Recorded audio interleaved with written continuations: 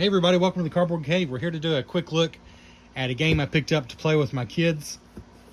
A Star Trek Tribble match from WizKids. It's the classic game of memory and recall.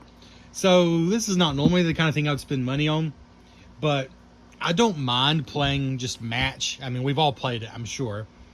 You have a bunch of tiles, you flip them over, you flip two over. If they match, you get to collect them and take another turn. If they don't match, you got to flip them both back over, then the next person gets to go.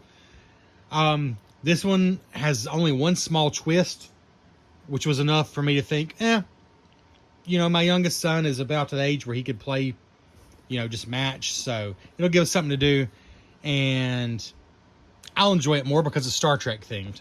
That was basically my excuse.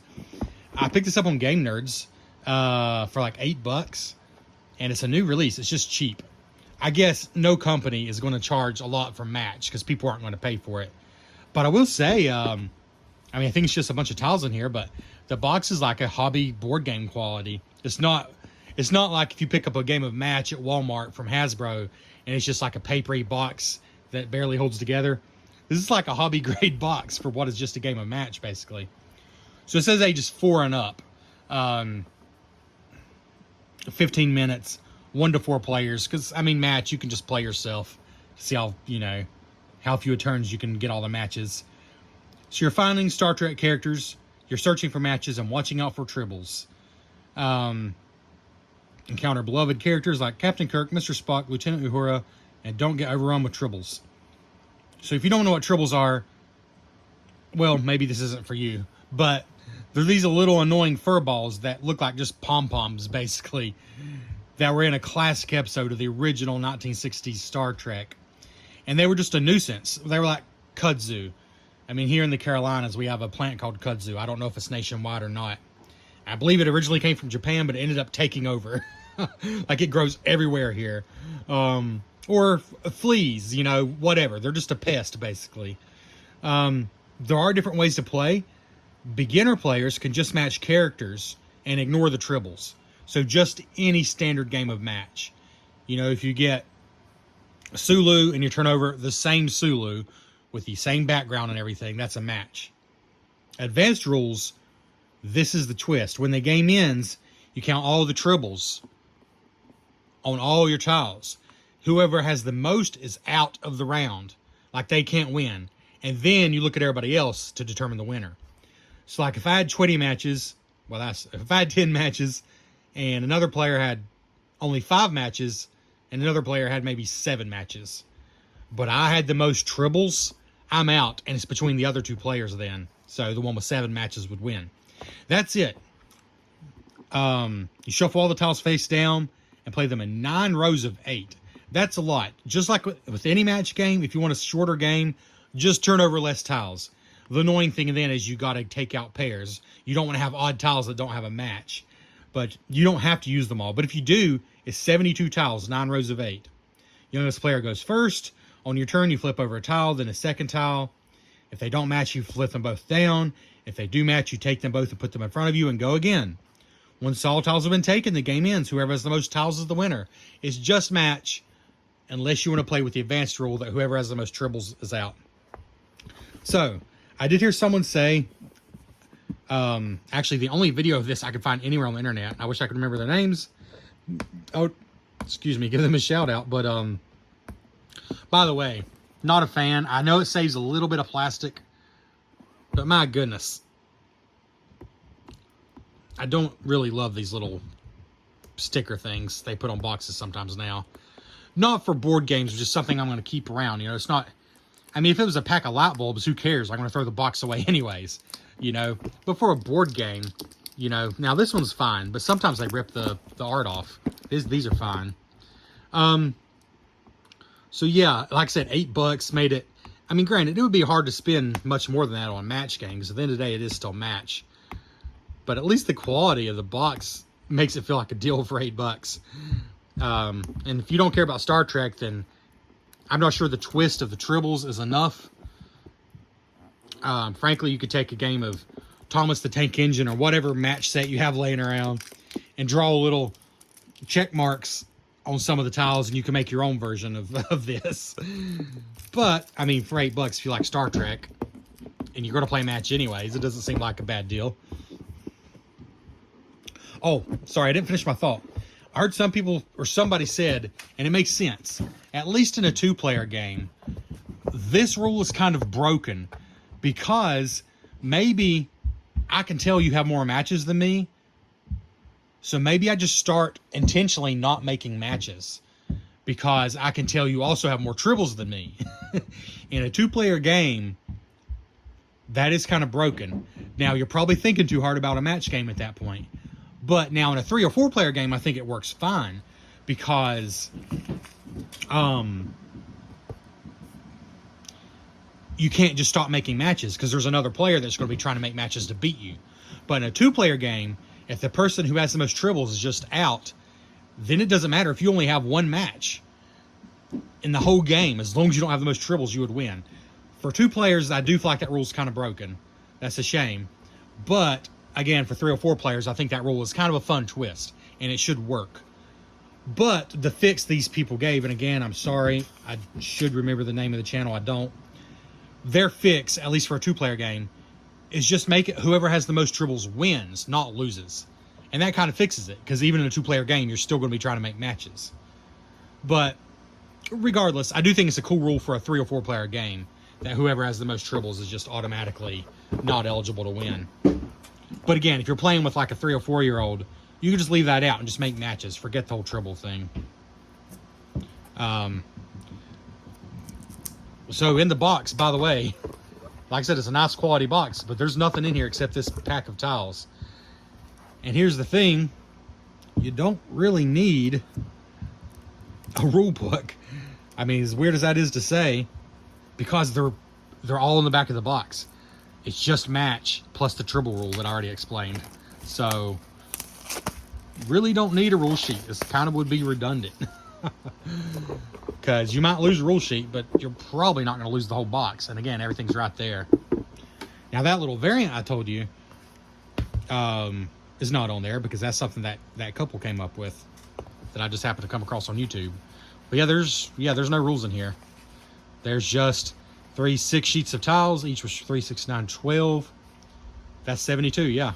72 tiles. So, we'll take a look at the thickness, but first just look at the art. So, for example, if you're playing the basic rules, these are all the same. These are all matches for Captain Kirk. So that one matches that one, etc. Actually, what were they even talking about? Those have to count as a match because there's not a way to match Captain Kirk otherwise, because they're technically all different because of the tribbles. So yeah, you ignore the tribbles either way. How did the box word that? That was strange. It says for beginners, matching characters count as matches. Ignore the tribbles for now. Oh, it's saying, what is it saying? Matching characters count as matches. Okay, that is a dumb way to word that. Literally all they're saying is ignore the tribbles. They should have just said ignore the tribbles. Duh, of course matching characters counts as matches. That's match. That's how it works. And there's only 4 of Captain Kirk, so those all have to count as matches to each other. And you notice they all have the same background as well. Here's the 4 Spock ones. The art is I mean, I guess, well, not really. I was going to say it's reminiscent of the actual Star Trek cartoon, but not really, because that had a more detailed, realistic look. It's just its own style, but for a match game for ages 4 and up, it's not bad. And I don't mind it at all.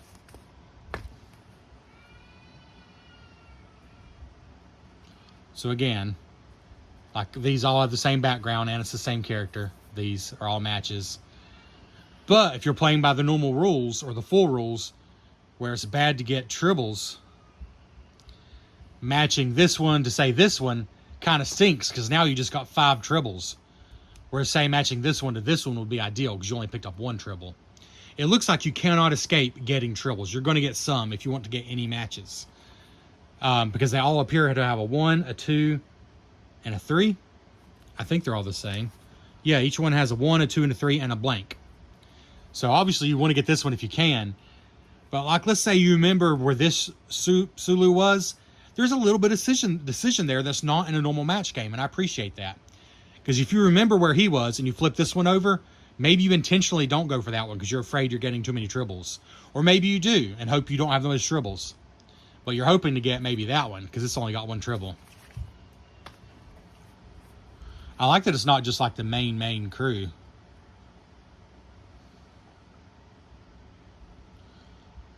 And again, I appreciate that the backgrounds, the tribbles might make it a little busier, like for a small kid, even if you're ignoring the tribbles.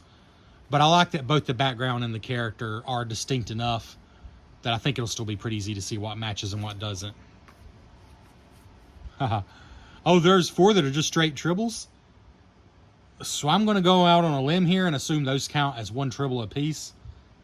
It doesn't have the tribble symbol, though, but the whole thing's the tribble symbol. That's interesting.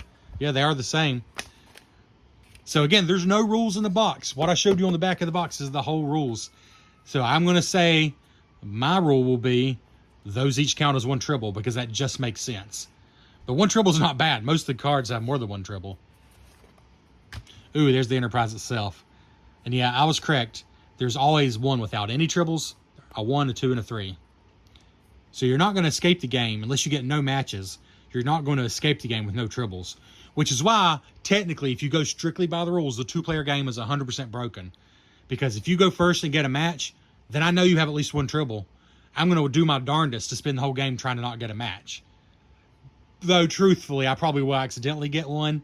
And it could add to some funny moments. But I do feel like that's kind of broken. But only in a 2-player game. With 3 or 4, you got that other player to worry about. So you can't just do that. So I still think it's a good rule. There should have been just 1 extra line on there that does something different for 2 players. Maybe what that couple suggested, just whoever has the most tribbles wins in a 2-player game. There we go. So here we have some, and here there was some on this one as well, that actually show 2 characters. That might be a little confusing for kids, but it is still different. Or like here's Kirk in a different tile, but let's see. And here's Kirk on this tile. And he is making the same motion. But I guess that's intentional to provide a little challenge. I mean, honestly, there's a lot of match games that do that. They'll have the same character on 2 tiles, but the background's a little different and there's something else different, like in this case. Or if you look at the starting... Where's the starting one? The starting Kirk, he actually looks totally different. So, yeah, they're all different, but they do share some of the same characters. Sorry, I think this was the last one we were looking at. Just the Enterprise. I like that a lot. Then you got Kirk and Spock. That's cool. Yeah. Anyways. All right, let's just take out a random tile here. Punch pretty easy. Oh, yeah, those are a good thickness. If you played the game Carcassonne, I would say very similar in thickness. They're good. Like, not unusually thick for a match game, but definitely not cheap either. Yeah, this is fun. I'll play this with my kids. I mean, match is only going to hold so much interest, so it's probably got a limited shelf life. I can't imagine pulling this out and playing it with just other adults, even as a Trekkie. But I do think playing it with kids will be less miserable. I mean, not that playing any games with my kids is miserable, but match is pretty basic.